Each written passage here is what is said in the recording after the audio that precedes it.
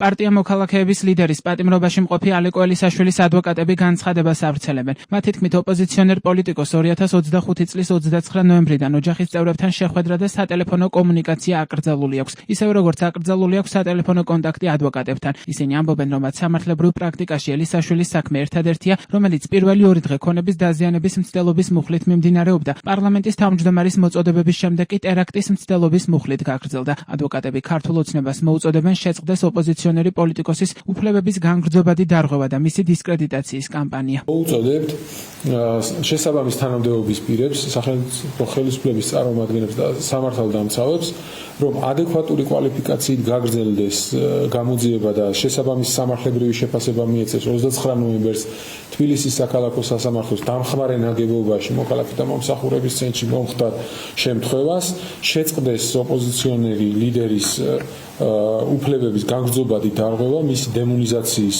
კამპანია.